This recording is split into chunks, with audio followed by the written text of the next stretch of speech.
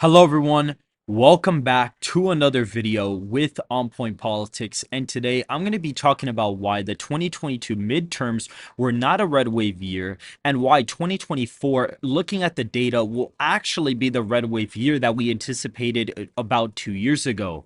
Make sure to hit the like button, subscribe to the channel if you're new, and comment down below. And so, looking at the House results, we see that Republicans were actually able to get 222 House seats against 213 for the Democrats. They won the popular vote by a 2.8 percentage points. They were underestimated by only 0.3. And what you'll notice is that in midterms, while Trump has joined politics, you've seen that the midterm polls tend to be way more accurate for the midterm polls rather than the generic results where Republicans actually get underestimated quite significantly in some of these races. They usually get underestimated by 1.5 to 3 percentage points in these races as of right now, which spells disaster for the polling. And so what you actually see is something really interesting. If Republicans were actually going to win, 230, 240 House seats, you would have needed to have seen the popular vote be way more Republican, probably +4, +5 for that to happen. And knowing that the polling data would have been fairly accurate,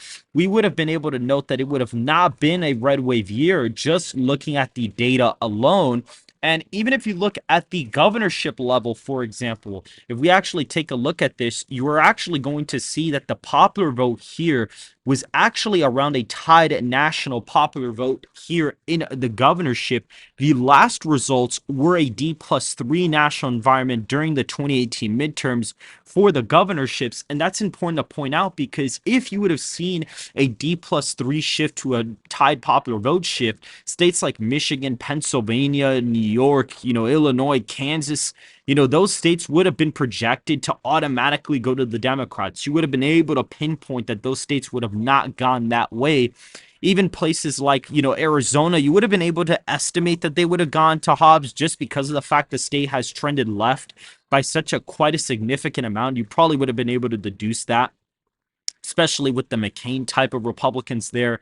You would have known that Kemp would have done a lot better in his reelection bid, as well as DeSantis, and you would have been able to tell that Abbott would have easily won his reelection bid. And Lombardo, since the state of, Nevada had been trending to the right, you also would have been able to project this victory as well. And so it is very interesting to kind of see that if you were looking and paying attention to the data, you would have known that it would have not been a red wave. Even looking here, you would have noticed that the popular vote was around a tied national popular vote. And since states like New York and California, as well as some of these deep blue states, were a little bit closer, you would have been able to deduce from that it would have also not been a red wave year as well. Another thing that would have pinpointed to it not being a red wave year, which is something that people forget, is that Biden's approval rating was actually not that low. It was at around 46%. Obama was around 41% during the 2010 midterms. Obama was like at 43 during the 2014 midterms. A lot of incumbent presidents who've actually done really poorly in their midterm results have actually had way lower approval ratings than the incumbent president. And so you would have been able to tell from the data that would have not been a red wave year looking at retrospectively. But now looking at the current data for the election, this time you're going to be able to project a red wave because now in presidential years, the popular vote aggregate tends to be very off. RCP has it at a 2-point lead in the three-way aggregate as of right now. We see that swings the election 6.5 percentage points to the right. Biden's approval rating is -16, and we see Trump is ahead in favorability by 2.9 percentage points, and the shift in the popular vote there is around 7.5. We see this tracks demographics, polling averages, the previous results, swings and trends, and we have every single state categorization right here. And we're going to briefly fill it out. As of right now, we'll see that these states that Trump carried last time by 15 points, or more, are not going to really have a problem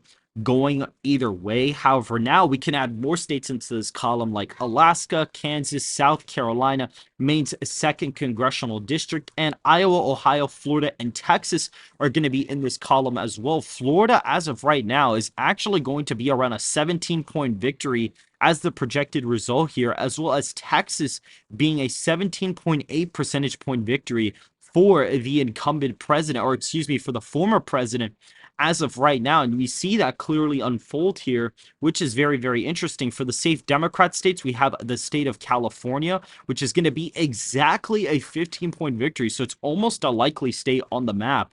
We see DC, Maryland, Massachusetts, and Vermont be safe as well on the map, as well as Maine's first congressional district, which is barely in the safe Democrat column. This puts Joe Biden at 82 safe electoral college votes. Not even Hawaii is on this list. It's actually considered a 12.6 percentage point victory. Donald Trump is projected to win the national popular vote by around 7.8 percentage points, and the polling error, I suspect, is going to be around 5 points or so. So we do have a little bit of a room for margin of error. However, right now we see that Washington is a likely Democrat state, 7.5 points. Oregon is right above the likely category, around 5 points. For President Biden, we see that Connecticut, Delaware, and Rhode Island are all going to be likely, including the state of New York, which is only forecasted as a 9-point victory for the incumbent president, which would be severely lower compared to the last result. Hawaii at around a 12-point victory.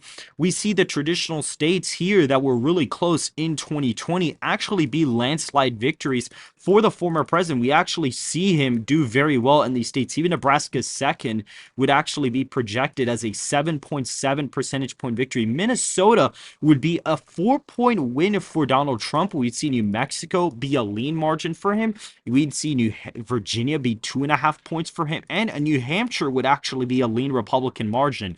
The states of Colorado, Illinois, and New Jersey are going to go lean Democrat. Colorado is actually within 3 points as of right now, which puts it within striking distance of flipping in this scenario. And Maine's at-large vote does actually flip as of right now in this forecast. So Donald Trump would be at 347 electoral college votes to Joe Biden's 191 electoral college votes as of right now. And this is before any debates happen. This is before we start really getting into election season.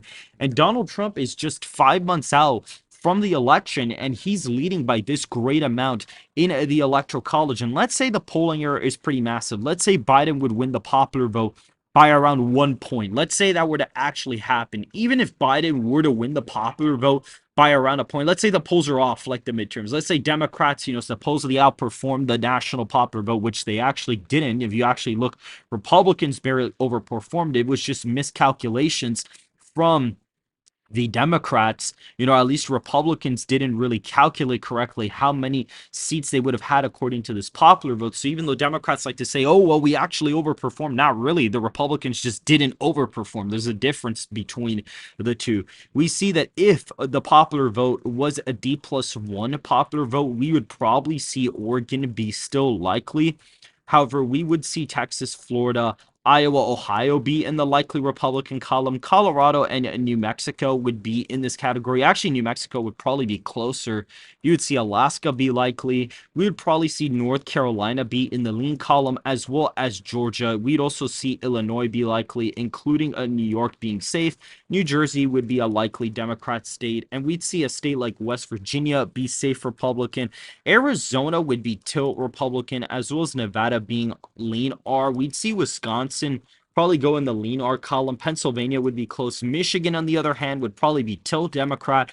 And we'd see Virginia be a likely state for Biden. Minnesota would fall right below the 5-point win, as well as New Hampshire, including Maine's first, still being safe. Maine, a second, would be likely, and Maine at large would be a likely Democrat state, and Nebraska's second would probably still be around a point victory for Biden. So even if the popular vote were to be 3 points off in favor of for Biden, he would still barely, lose the race, but Donald Trump would still get an electoral college victory. And funny enough, if you were to actually get the House popular vote and actually add it all up and put it together, this is actually the map you would get for the midterms. The Republicans, if this would have been a House map, Republicans would have won 297 electoral college votes to Democrats 241. So yeah, okay, Republicans didn't get as many House seats and Democrats gained a Senate seat.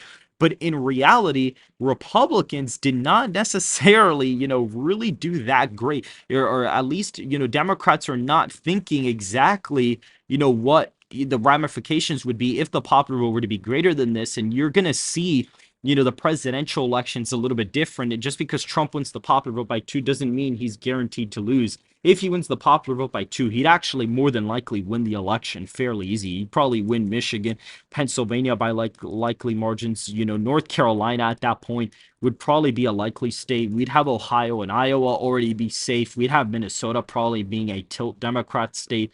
Maine at large would be close. Nebraska second would probably be flipping in that scenario. Alaska would be safe.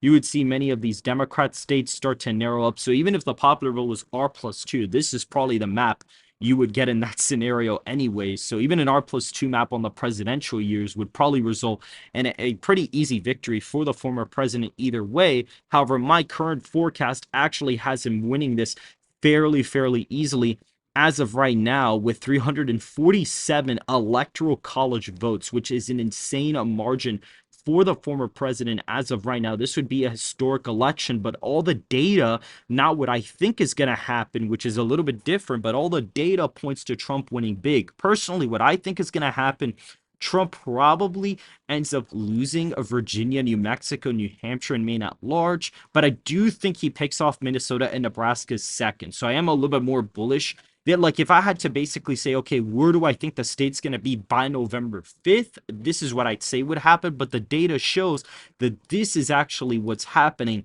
as of right now. So if you guys did enjoy this video, please hit that like button, subscribe to the channel if you're new. Make sure to comment down below as well, and I will see you guys very soon.